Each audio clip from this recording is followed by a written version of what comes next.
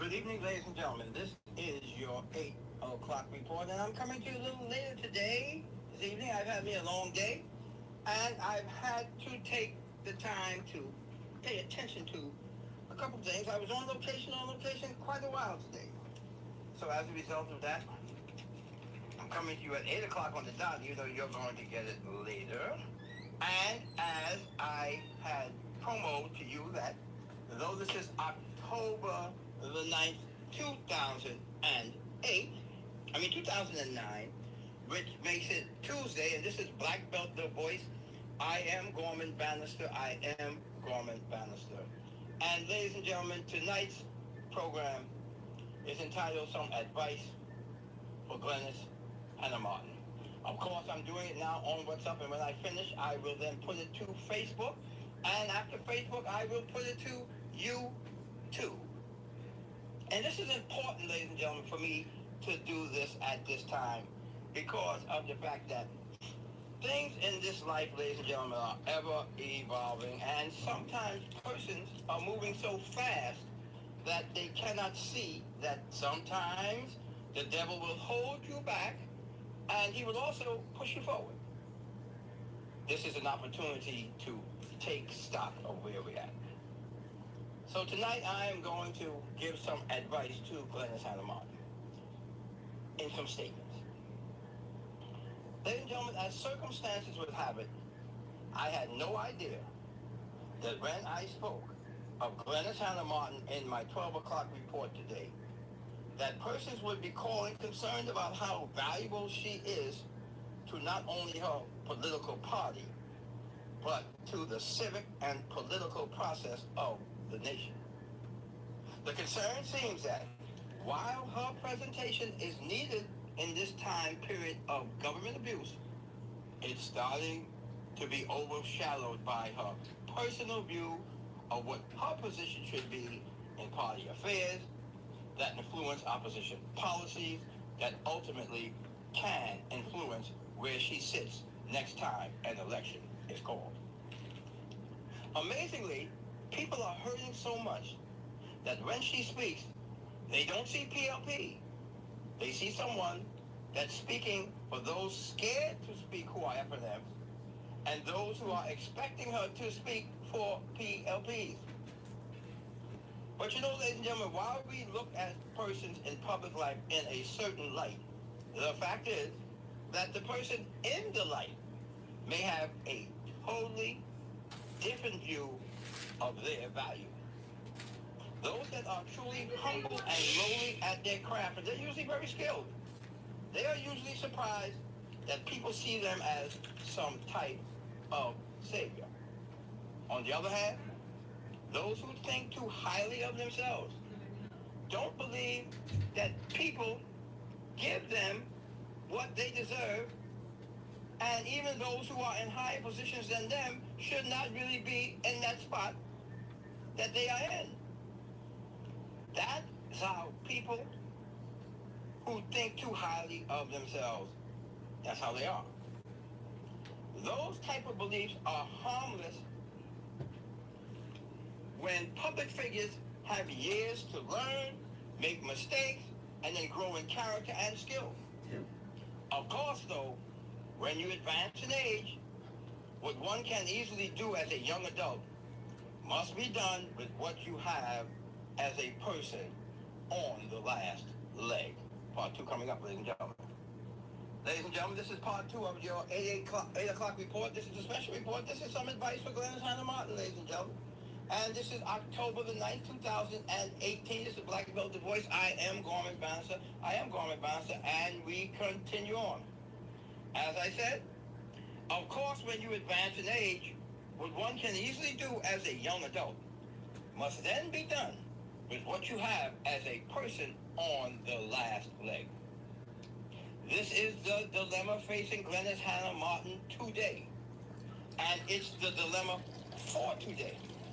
Because if she doesn't play the role best suited for her today, tomorrow, national insurance will be all she'll have publicly to look forward to for all of her stellar public life. Glenys Hannah Martin last ran for leader of the PLP and lost. It seems that Glenys Hannah Martin has an itch to run for leader if the opportunity arises again. But because private and public life are so intertwined, Glenys Hannah Martin stands in the unique position of having both ruined at the same time. Now, Glenys Hannah Martin's private life is not my business. In fact, nothing about her life is my business. But what is my business is encouraging anyone to assist in getting rid of this criminal government. And she is so much more valuable because if she accepts her position and one that she stands alone, supreme in, even F&Ms will be glad she's around. But she's so close to victory and equally as close to defeat. As I said, private and public life of a politician is closely intertwined. And thus I find myself having to tell Glenys Hannah Martin what she probably knows, don't want to hear, but will reflect on it as she collects national insurance as a defeated politician if she doesn't heed my advice.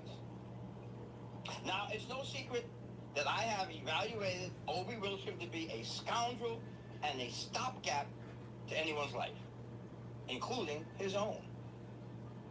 He has a history of being a plague and damned ruination to male and female alike. And from a humanitarian level, I fear for Glenys Hannah Martin because she's only the next female in line to see the pit for association with Obie Wilstrom. And I'm saying Obie Wilstrom, the person. But maybe just as Glenys Hannah Martin believes that she can be a better leader than Brave Davis and Chester Cooper, is how she may feel she's a better woman than Katie Longley, Pleasant Bridgewater, and Michelle Malcolm. And in that regard, that brings me back to what I told you about people thinking too highly of themselves. None of those ladies, stellar ladies, were left unscarred by the lies, scams, and tramp behavior of Obie Wilstrom.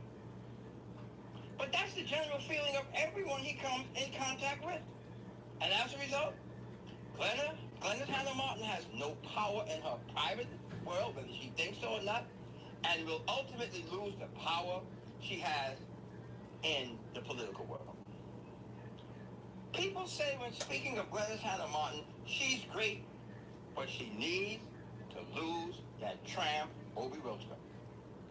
But while she may be allowing her feelings to believe she can make Obie Wilstrom something he can never be, she needs to think on this. Obie Wilstrom walked with one of the greatest men of modern times, one of the greatest minds of political acumen. His name was Sir Lyndon Oscar Penland. And after 40 years, where did it get Obie Wilstrom? It got him today, hoping that Glenys Hannah Martin can get him to see one last glory ride. Ladies and gentlemen, part 3 coming up. Ladies and gentlemen, this is part 3 of your 8 o'clock report, and today I am talking to Glenys Hannah Martin.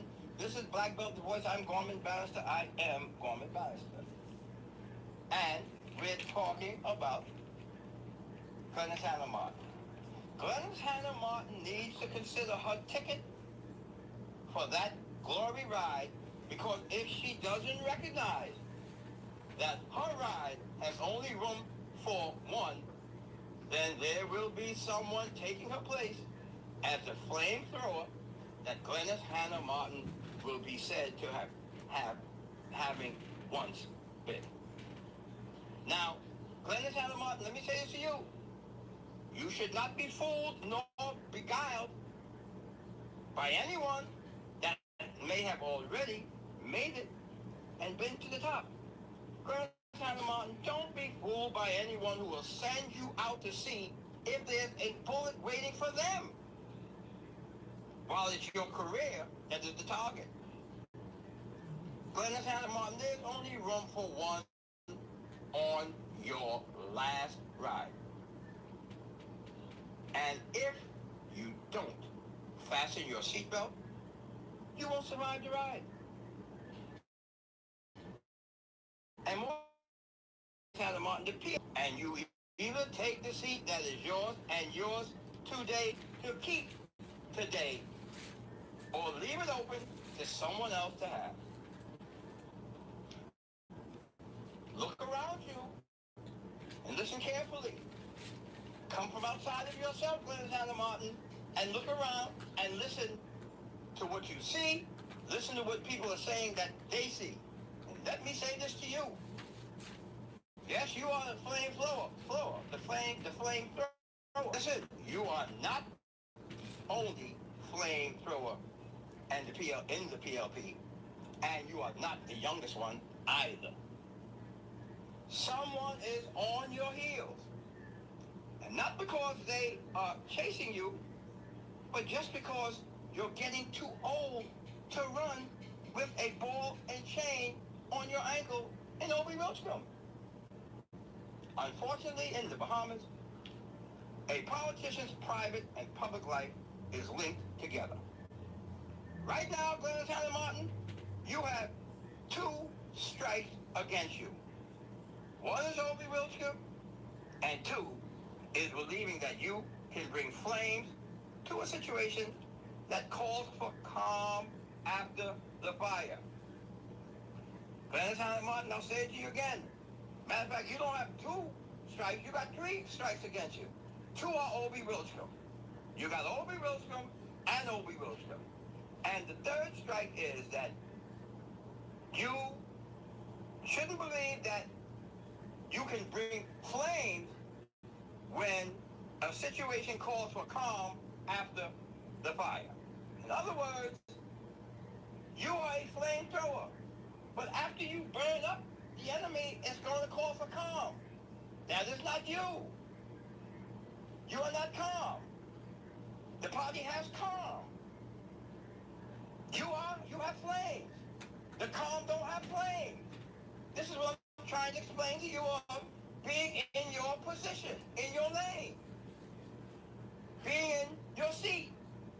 There's only room for one in your seat. So, like I said, you have 3 strikes against you. One is Obi-Roachcombe, and the other is Obi-Roachcombe. And the 3rd one is you believing that you can bring flames to a situation that calls for calm after you done lit up everything after the fire. If you, GLENYS, HANNA, Martin, were able to bring calm after the fire, you wouldn't have Obi-Roachcombe around. And that's simply because no one's life has been calm after involvement with that scumbag. And that's just how it is, GLENYS, HANNA, Martin, so it's your choice. It is your choice. Now, for you, if it was me, you would have one more opportunity to run for something. Either for a post in the party or a seat in the general election. And if you believe that you have the ability to bring Obi-Roachcombe along with you, or you feel that the party should, then you will get to see what happens when the PLP smells victory. They trample anyone that gets in their way. Let me give you an example, GLENYS, HANNA, Martin. The PLP smelled victory between 1997 and 2002. Obi-Roachcombe got trampled by Bradley Roberts as chairman because it was victory time. He speaks of defeat. Ask anyone who has been in his life. So, GLENYS, HANNA, Martin, you need to decide on whether you're going to ride on this in this last ride, or you're going to give up your seat. In either event, if you give up your seat, Obi ain't gonna get it, because there's another flamethrower waiting, and her name is Robin Lyons. That is the next flamethrower of the political terrain. Period. So you have to decide on whether you want this last ride, or you want to sit on the sideline, collect national insurance, and when you don't give your national insurance check to Obi Wilson, he'll be gone anyhow. You probably forged the goddamn check. The nigga's a scoundrel. Obi Wilson does not add to people's lives, Glenys Hanna Martin. He takes away and ruins them if he can. So that is what I think you need to understand. I'm going to close by saying to you again, so that you know, that you cannot bring flames to a situation that calls for calm after the flames caused the fire. Because if you were able to do that, Glenys Hanna Martin, you wouldn't have had Obi Wilson come around in the first place. Because no one's life has been calm after involvement with him. Ladies and gentlemen, this has been the 8 o'clock report. This is Black Belt The Voice. I am Gorman Bannister. This has been October the 9th, 2018. This is Tuesday. Good evening.